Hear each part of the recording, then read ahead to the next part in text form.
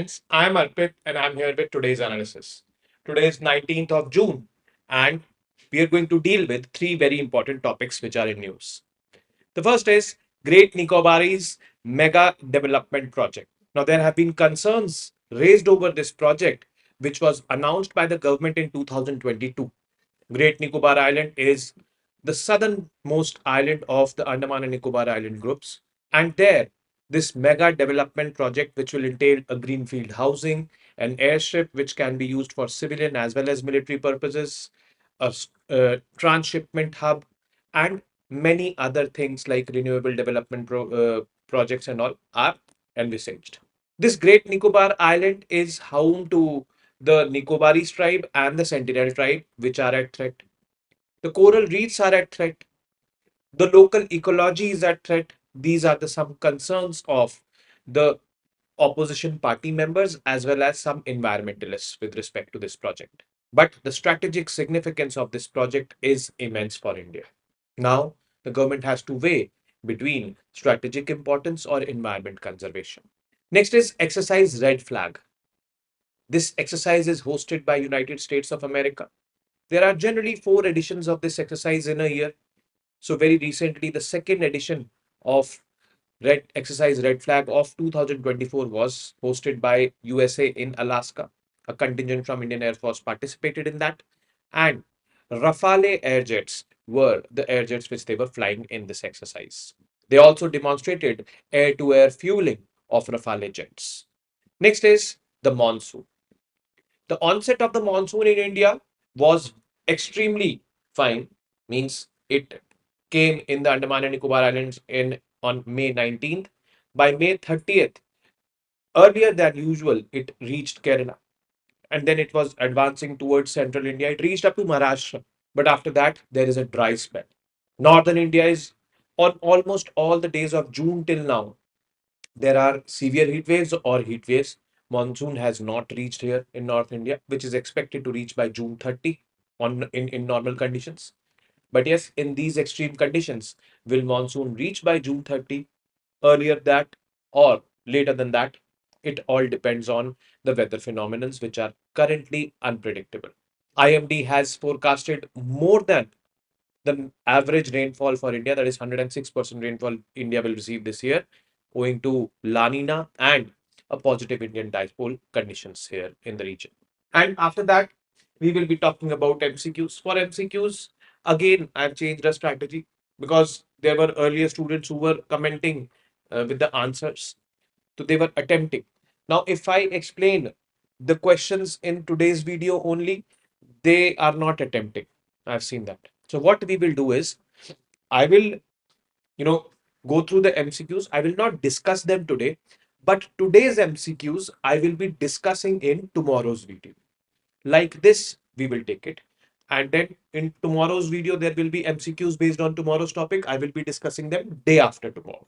Like this, we will proceed. So in this manner, students will be able to attempt also. And those students who are demanding the explanation of those MCQs, they will be getting the explanation, but they will be getting one day after. So it is better ki you, the guys who are wanting explanation, you also try to attempt, and then the next day we'll be discussing it, so you'll get the correct answers. Next, now is Great Nicobar Mega Development Project. It is a 72,000 crore infra upgrade of the Great Nicobar Island. But this project, as per some people, is causing or posing great threat to the island's indigenous inhabitants and fragile ecosystem. Indigenous inhabitants, the Nicobaris tribe or the Shompen tribe or multiple other tribal groups live over there. And this is definitely a problem to them as per these claims by those environmentalists. So 72,000 crore project. First phase to cost around INR 19,000 crore and is envisioned to be completed by 2028. Tender for the construction of first phase likely to be called in early 2024 post cabinet nod, which has not been given right now, but yes, it can be given. Now about this Great Nicobar Island. So first of all, let us look at this entire Andaman and Nicobar Island groups. It is over here. So this Andaman Island, Nicobar Islands separated by 10 degree channel. Great Nicobar Island is the southernmost part of the Andaman and Nicobar Island groups. or the southernmost island, and it is very much in vicinity to Sumatra Island of Indonesia. And here is Strait of Malacca, which is one of the busiest trade route. So it is in vicinity of Strait of Malacca. China was having that Malacca dilemma that India is in quite vicinity of Strait of Malacca, so it can stop our trade or block our trade anytime, and that is why they launched that string of pearls. So this is basically the reason why string of pearls was launched, because India's strategic presence in the Andaman and Nicobar Island is very near to the Strait of Malacca. Now, Great Nicobar is the southernmost island and largest of the Nicobar Islands, largest of the Nicobar Islands. Indira Point, the southernmost point of India, is here. If you see, this is Indira Point, southernmost tip of the Great Nicobar Island. It is around 90 nautical miles from Sabang at the northern tip of Sumatra. Sabang is over here, the northern tip of Sumatra. It is in Indonesia. Now, Great Nicobar has two national parks, Galathea Bay National Park and Campbell Bay National Park. A biosphere reserve, Great Nicobar Biosphere Reserve. It is also a UNESCO World Heritage Site. Small populations of the Shompen and Nicobarese tribal population or tribal people, and a few thousand non-tribal settlers. So non-tribal settlers are also there in Great Nicobar. Now, the MoEFCC on the project, that is Ministry of Environment, Forest and Climate Change. So, Ministry of Environment, Forest and Climate Change has granted environmental clearance for diversion of 130.75 square kilometers of forest in the Great Nicobar Island, and that is a cause of concern that diversion of forest land has happened. Key condition for environmental clearance is submission of a detailed scheme for compensatory afforestation. Now, a forest land is being diverted, so compensatory forest development has to be done, which is to be done on non-notified forest land. So, a non-notified forest land has to be converted into a forest to whomever this land is being allotted. If it is the government, government has to do it. If it is any private entity, the private entity has to do it. Now, there is a provision of compensatory forestation in Forest Conservation Act of 1980, and as per this act, this compensatory afforestation is being done. When forest land is diverted for non-forest use like mining or infrastructure, which is being diverted in Great Nicobar Island, the project proponents are required to provide funds to the State Forest Department to do afforestation in a non-forest land of equal size, or improve a degraded forest land of double the size of diverted land. Any one of these can be done. The government enacted compensatory afforestation for 2016 to provide a proper institutional mechanism for this as well. Now, to streamline the management of the funds, Compensatory Afforestation Fund Management and Planning Authority (CAMPA) has been set up under the law. It looks after the compensatory afforestation provisions of the Act, whether compensatory afforestation has been done or not, and then this authority is given the powers to penalize the offenders as well. The state level CAMPAs are monitored by a National CAMPA Advisory Council. So, this is the thing. About this project, NITI Aayog has come up with a plan for holistic development of Great Nicobar Island. Project Implementation Agency is Andaman and Nicobar Islands Integrated Development Corporation, and NIDCO it is called as. Mega project includes four major things: International Container Transshipment Terminal (ICTT), because international trade is increasing. A military civil dual use airport, so military use also, civil use also. A solar power plant, and an integrated township, which is going to be a greenfield township, means it is going to be built from scratch. So it is promoting tourism, sustainable development, strategic development, military and dual use airport, and again economic development over here, transshipment terminal. So it is a holistic project, not only focusing towards tourism increase, but also towards strategic presence of India, also sustainable development, and also trade. So all these things are being focused upon in this particular project. Significance of the project, strategic importance, definitely it is there. Enhanced security in the Indian Ocean region, because there will be more military presence in the Great Nicobar Island, I would say, not Andaman Nicobar Islands, to be specific, Great Nicobar Island. It can create an economic trade hub in Andaman and Nicobar Islands. It may promote tourism, and it will also increase employment. All these things are commonsensical that this can be done. But the environmental concerns, what are the environmental concerns which are pitched by the opposition or the environmentalists with respect to this mega development project? The first is threat to the ecology of the island. The opposition by wildlife conservationists or researchers, anthropologists, scholars and civil society has focused on the potential devastating impact of the Shompen tribes, a particularly vulnerable tribal group, which are hunters and gatherers. Now they go to the jungles, they hunt, they gather, and then this is how they live their life. And jungles will be cut because forest land is diverted. So their livelihood or their lifestyle will be impacted. And their population is a few hundred only in India left. So maybe they might go extinct. It is feared that port project will destroy coral reefs with spin-off effects on the local marine ecosystem. There's also a bird called as megapode bird, Nicobar megapode bird, and leatherback turtles. Their habitat will be destroyed and hence their population can go down. Then the proposed port is in a seismically volatile zone, that transshipment hub. And that seismically volatile zone saw a permanent subsidence of about 15 feet during the 2004 tsunami.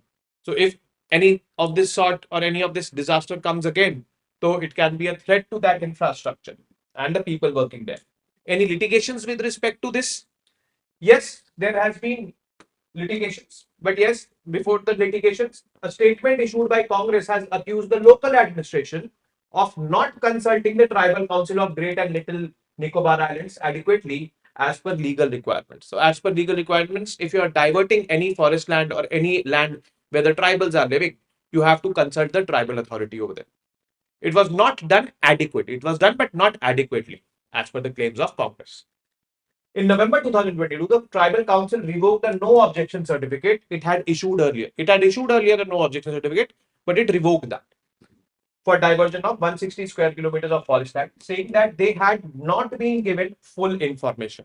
In April 2023, the Kolkata bench of National Green Tribunal, it is that court which looks into the environmental, I would say, litigations, declined to interfere with the environmental and forest clearances granted to the project. The tribunal, however, ordered that a high power committee should be constituted to look into the clearances. The committee was constituted, but it is that we do not have any clarity what kind of progress has that committee done. So this is one such thing which needs to be taken care of. Next is exercise Red Flag. Indian Air Force participated in it, and it was conducted in the United States, Alaska, from 4th June to 14th of June.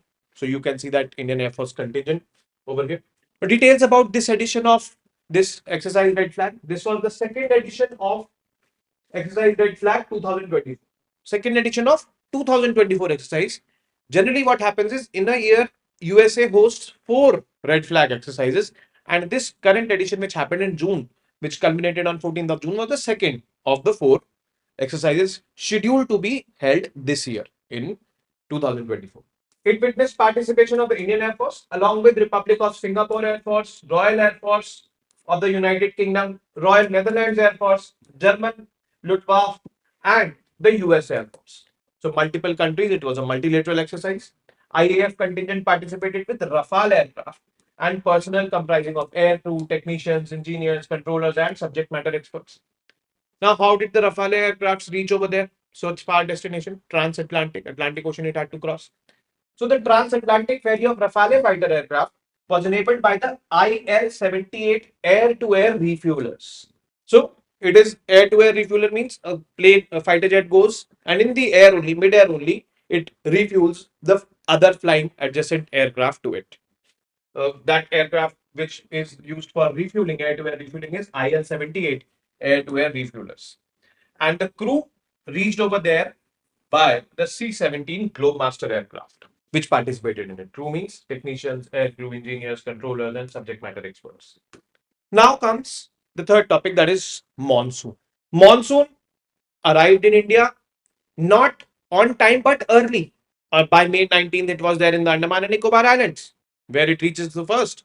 1st of June, it reaches Kerala generally. The date is this. It is mentioned in the NCRTs also. But it reached 30th of May in Kerala, 2 days prior to that, 1st of June. So people were happy, chalo, early onset of monsoon is there. But their happiness was not long lived. It came. It was advancing towards central India. So from South India to central India, the advance of the monsoon is also rapid. And generally, what happens after it reaches central India, thereafter it slows down. Its advance. But from South India to central India, its advance is rapid. So it reached Maharashtra. There were rains in Pune and all, flood-like situations there.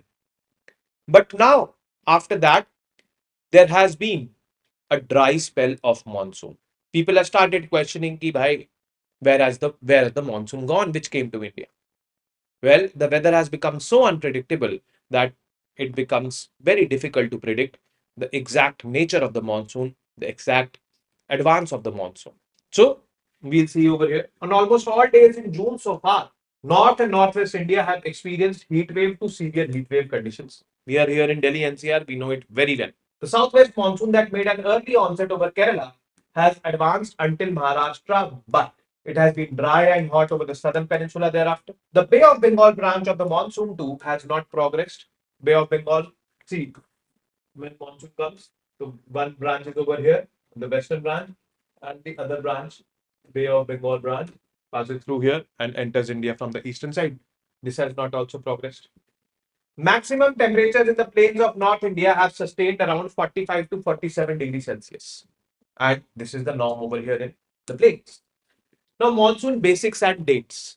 Now, the June to September southwest monsoon brings more than 70% of India's annual rainfall. Climatologically, the monsoon arrives over the Andaman Sea in the third week of May and advances into the mainland to Kerala, that is June 1st.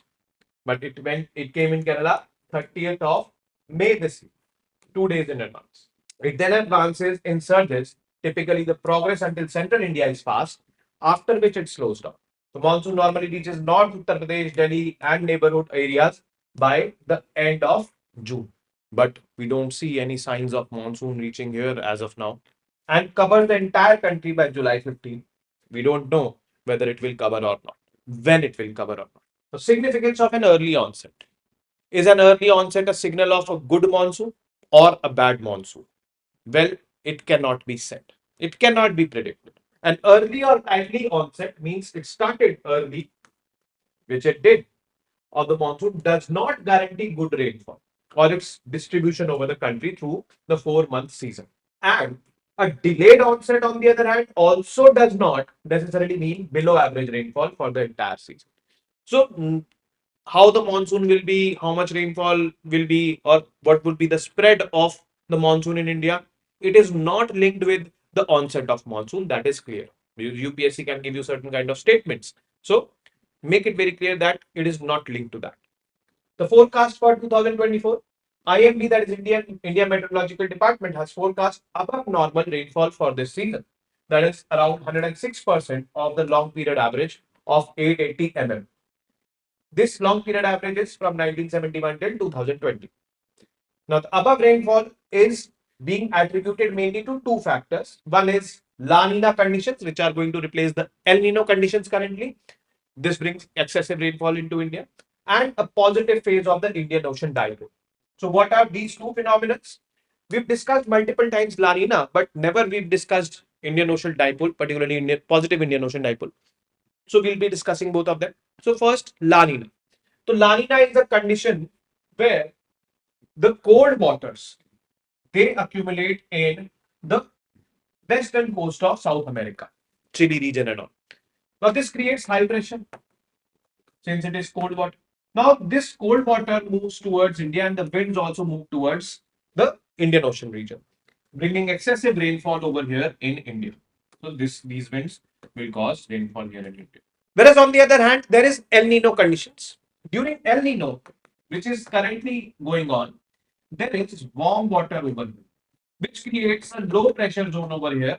And in this El Nino conditions, water and winds both they go towards South America. There is less rainfall over here in India and more rainfall over here in South America.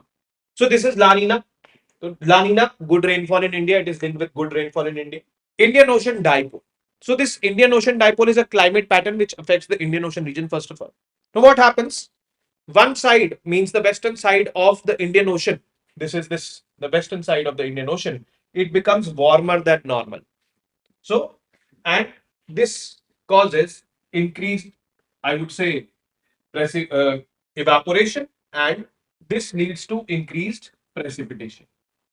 And here India West Asia, and all, they receive this.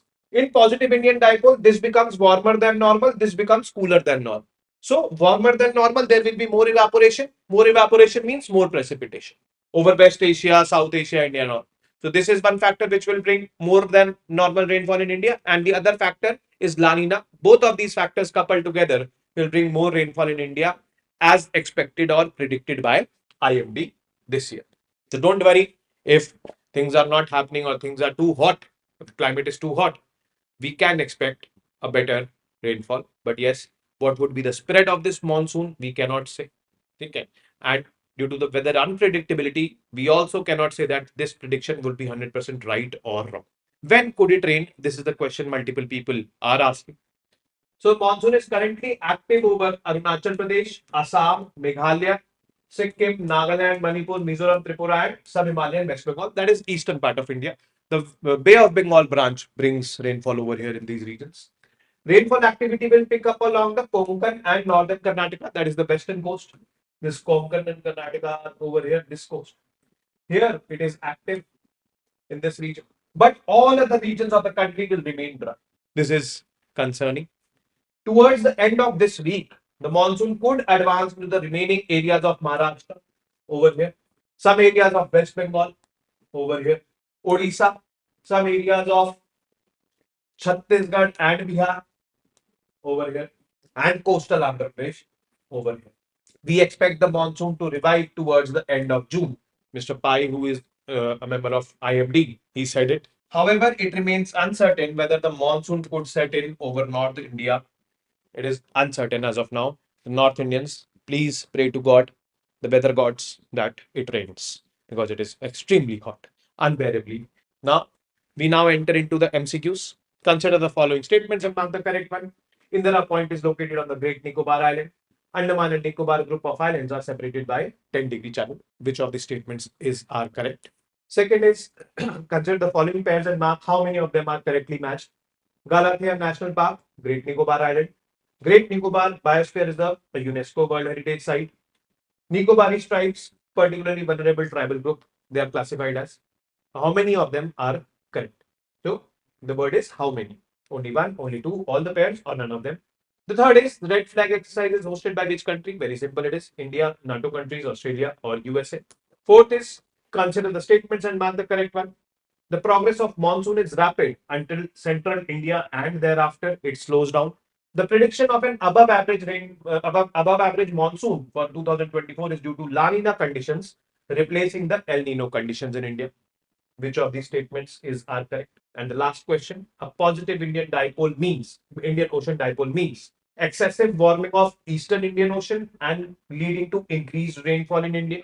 Excessive warming of Eastern Indian Ocean leading to decreased rainfall in India. Excessive warming of Western Indian Ocean leading to increased rainfall in India. And excessive warming of Western Indian Ocean leading to decreased rainfall in India. Very carefully see to these options and mark the correct one. I will be discussing the answers to these questions in tomorrow's class. And with that, we will end today's session. I will be seeing you tomorrow now with more such informative news pieces. Till then, you guys very well know what to do. Keep studying, keep reading, keep writing, and most importantly, keep revising. Namaste. Jai Hind.